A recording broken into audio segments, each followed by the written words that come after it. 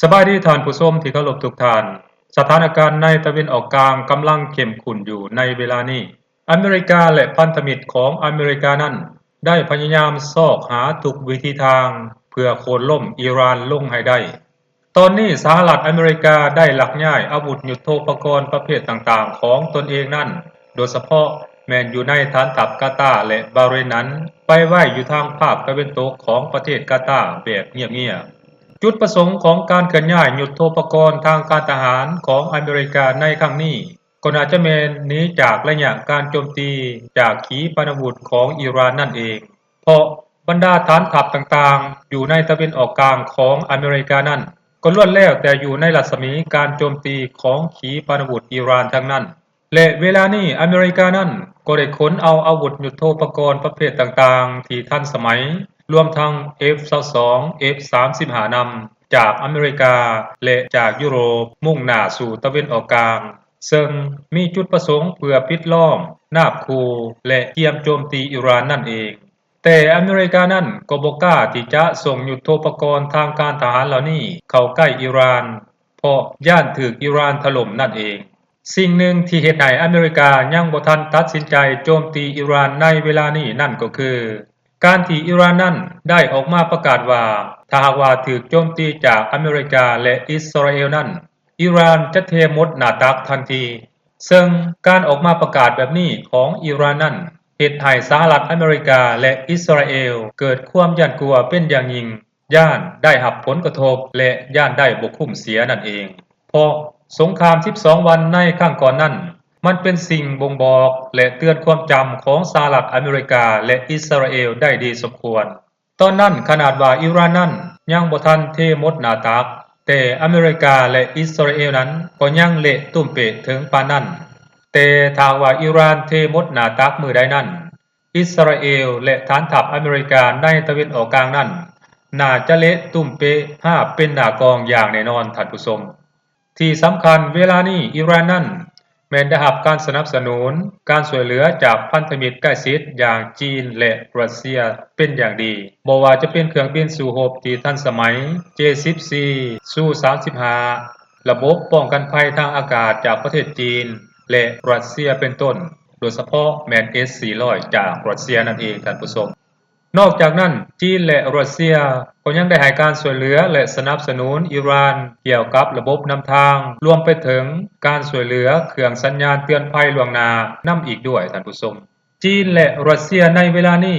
แม้นได้เลี่ยงหน้ากันออกมาแสดงโตสนับสนุนอิหร่านอย่างชัดเจนแบบ 100% แล้วท่านผู้ชมนอกจากจีนและรัสเซียที่ให้การสนับสนุนและช่วยเหลืออิหร่านแล้วก็ยังมีประเทศปากีสถานและเกาหลีเหนือเป็นต้น4ประเทศนี้แม่นพันธมิตรที่สำคัญและใกล้ชิดกับอิหร่านที่สุดพวกเขาเหล่านี้จะให้การสนับสนุนและช่วยเหลืออิหร่านอย่างเต็มที่ถ้าหากเกิดสงครามระหว่างอิหร่านกับสหรัฐอเมริกาและอิสราเอลในเวลานี้พร้อมกันนั้นจีนและรัสเซียนั้นก็ยังได้ให้การสนับสนุนและช่วยเหลืออิหร่านทุกรูปแบบบ่ว่าจะเป็นความช่วยเหลือทางด้านเศรษฐกิจการเมืองและความมั่นคงล่าสุดทั้งจีนและรัสเซียนั้นต่างก็ได้ส่งกองเรือของตนเองเข้าร่วมซ่อมรบกับกองทัพเรือของอิหร่านในช่องแคบฮามุดซึ่งเป็นช่องทางการขนส่งน้ำมันที่สำคัญของโลกท่ามกลางความตึงเครียดและการปิดล้อมจากสหรัฐอเมริกาพร้อมด้วยชาติยุโรปนั่นเองท่านผู้ชมสิ่งสำคัญอีกอย่างหนึ่งนั้นเวลานี้จีนนั้นได้ส่งกองเรือกวดการหรือเรือเตือนภัยล่วงหน้าที่มีความทันสมัยสูงไปที่อ่าวเปอร์เซียเป็นที่เรียบร้อยแล้วเรือลำดังกล่าวนั้นแม้นมีระบบเรดาร์กวดการที่ทันสมัยมีรัศมีกวดการได้ไกลสูงถึง 6,000 กิโลเมตรสามารถกวดพบวัตถุได้ 1,200 เป้าหมายในเวลาเดียวกันที่สำคัญมันสามารถกวดจับเครื่องบินหายตัวได้ของสหรัฐอเมริกาอย่าง F-35 F-22 และเครื่องบินประเภทอื่นๆของอเมริกาของชาติตะวันตกได้นำอีกด้วยสิ่งนี้ถือเป็นอีกเรื่องหนึ่งที่เฮ็ดให้อเมริกานั้นมีความเป็นห่วงกังวลเป็นอย่างยิ่งเพราะจีนอาจส่งพิกัดการกวดพบนี้ให้กับกองทัพของอิหร่านเป็นเป้าหมายซ่อมยิงของขีปนาวุธอิหร่านก็เป็นไปได้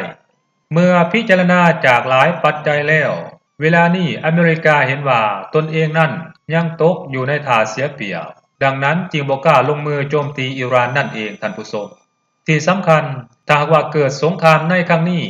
อิหร่านเองก็ได้ออกมาประกาศแล้วว่าจะเทหมดหน้าตักหมายความว่าอาวุธยุทโธปกรณ์ประเภทต่างๆที่อิหร่านมีนั้นจะนำออกมาสัดใส่อเมริกาและอิสราเอลหมดทันทีท่านผู้ชม